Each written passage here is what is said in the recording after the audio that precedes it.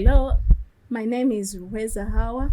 I am a teaching assistant at the Faculty of Law, Kabale University, and I am under the Department of Environmental Law. Today we are going to look at nature and history of torts.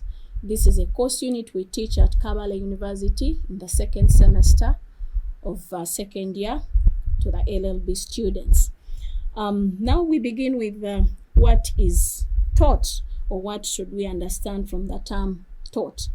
Tort is a civil wrong, and of course this does not arise from a contract, but it basically arises because someone has a duty, and if they breach that duty, the other person, who would be the defendant in this case, suffers a damage or suffers injury. So that is what tort means. So it is a civil wrong. It is not criminal. It is civil, as I have mentioned.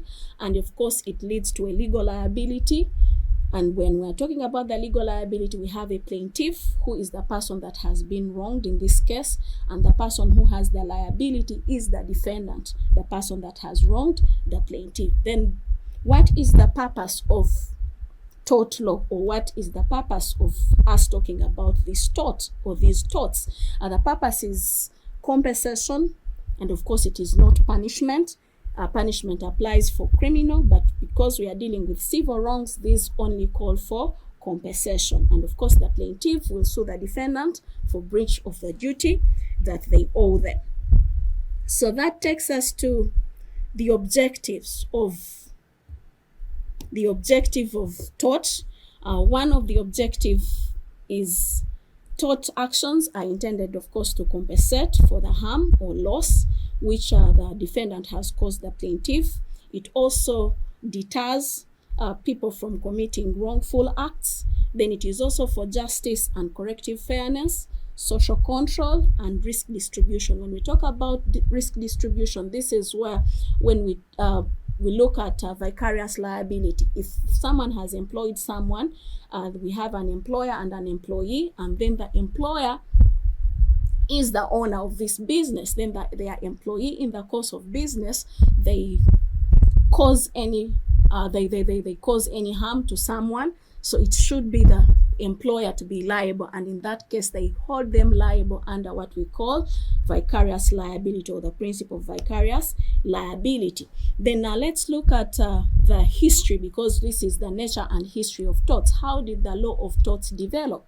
The law of torts, of course, developed from the early English laws, and it started from torts, and then it evolved to trespasses, from the trespasses to writs, which we shall look at some point.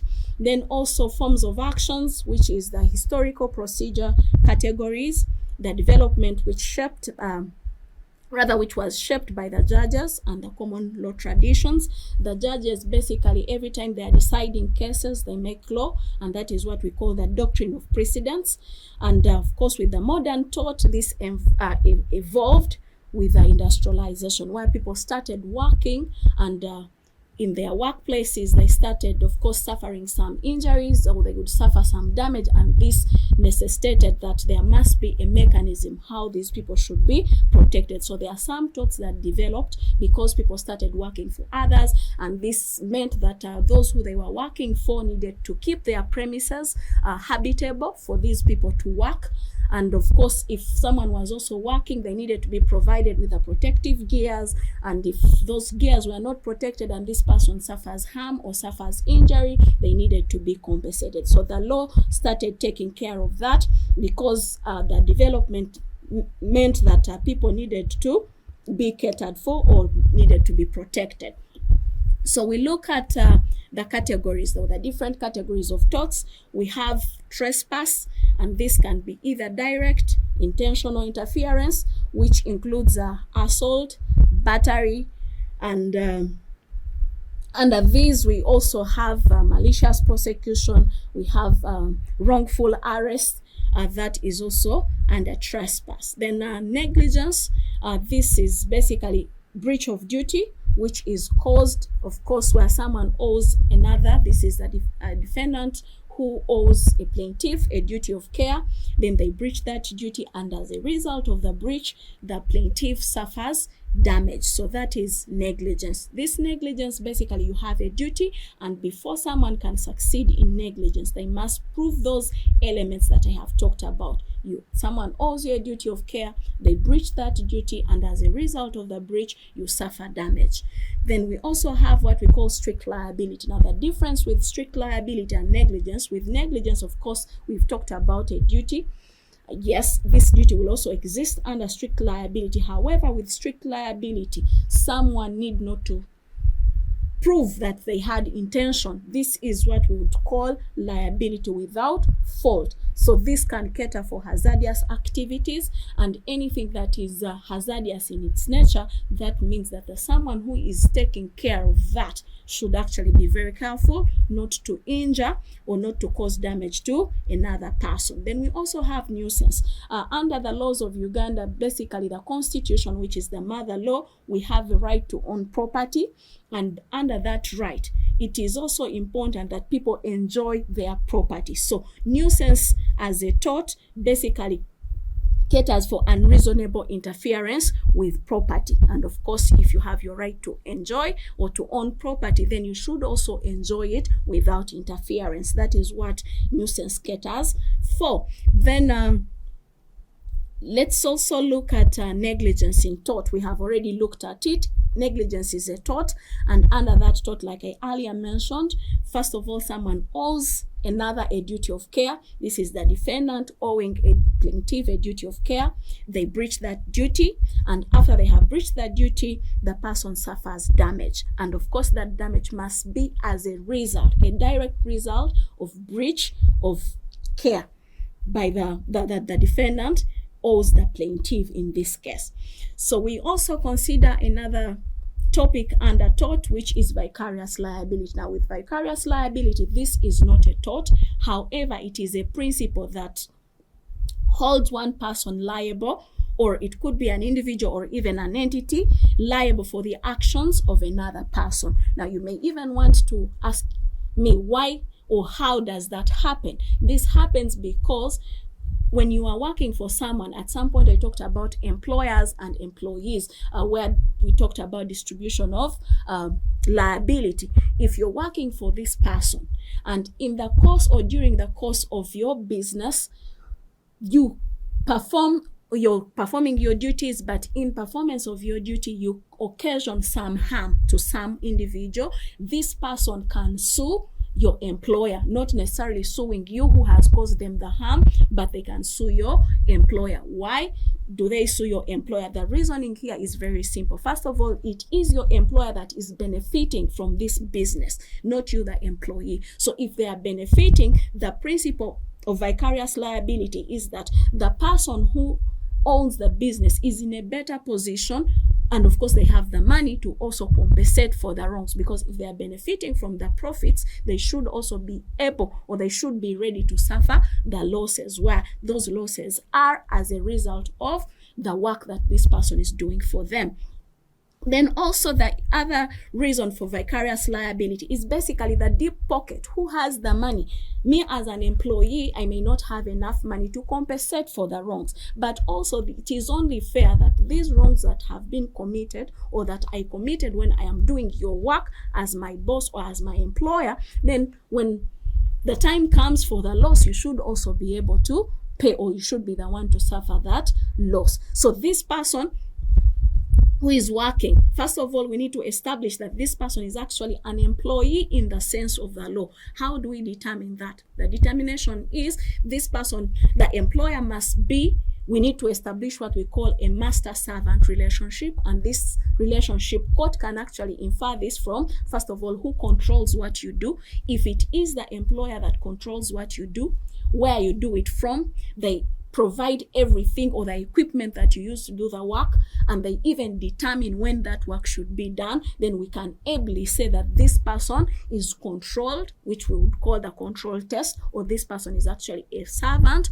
of the master or is an employee of this person. Because why it is important for us to determine that someone is an employee is Some people are independent contractors, where you come, do the work. The person that has given you the work does not even provide what you use to do that work, does not even determine where you do it from, does not even determine how you do it. So it is very important for us to distinguish an employee from, or a person who is under a contract of service, from a person who is under a contract for services, to determine that this one is an employer, and of course this one is an employee in this sense, or this is a master and this is their servant. So if it is a master-servant relationship that has been established, then we can ably say this person can be vicariously liable for the torts that have been committed by the employee during their course of business. So the determining factors, like I have mentioned, the nature of the job that someone is doing for the master, then the time, when do you do that work? Someone tells you that report at work from let's say 8 to 5 in the evening. So they determine the time when you should work. So it's not at your convenience when to go to work. Then the place they provide where you should go and do that work from.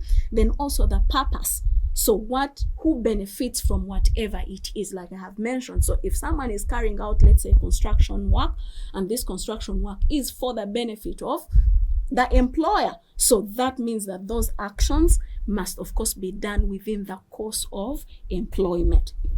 Then, of course, the last one is whether those actions further the principal's interest or the employer's interest. Basically, that goes to the benefit. Who will benefit in the circumstances? So vicariously, for someone to be vicariously liable, this basically means that they must be an agent of another person, they must be an employee of the employer, and of course this should also help in promotion of supervision. So if you have given me the work as your employee, the law of course imputes it on you that you must go ahead and do the supervision.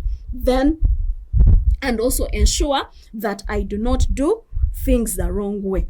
So the other thing is that when we are talking about these torts, so if it has happened, someone has committed a tort, like I have mentioned, we have those that are trespass to person, then trespass to property. With trespass to person, basically someone is wronged. So we have battery under there, we have assault, and battery is basically where someone has caused harm to this person, that is physical interference with with someone. When we are talking about assault is basically where someone makes another person to apprehend fear for an immediate battery. So someone makes you to think that the next thing they are going to do is to actually assault you. So with trespass to property, basically that relates to property where we have land, we have goods. Trespass to goods, where someone damages the goods or interferes with the goods or mishandles the goods. So in conclusion, the law of torts basically deals with different torts, where we have torts which are against property, then we also have torts which are against persons, and of course if someone has committed a tort, then they must suffer the liability, or they must suffer the consequences, and the consequences are where someone has proved that a defendant has wronged them, they are entitled to what we call remedies in law. And these remedies are classified into two. We have damages, then we also have injunction. So damages basically are an award which is a monetary in form, and of course this money is given depending on what damage someone has suffered.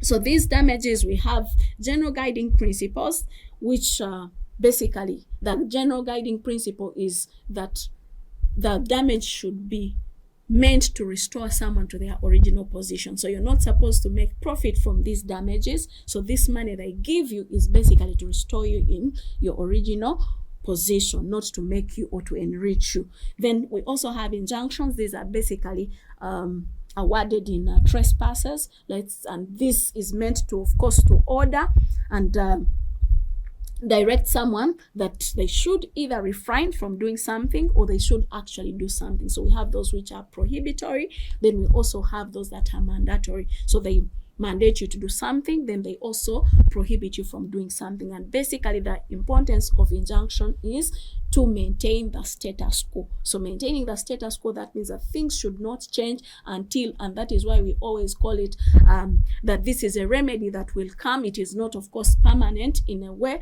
It is just for a short period of time as court handles the main matter or the main suit before it. So they can issue an injunction to stop the status quo from changing, or to make this person not to interfere with the status quo, that the plaintiff does not suffer so much because the status quo has changed. So in short, I can conclude by saying that tort law majorly is to protect the victims of wrongs, and it is basically meant to restore justice or to maintain justice in society and make sure that the rights to property that are provided for under the Constitution are protected and promoted, and the victims of those wrongs must get remedies anytime they go to court.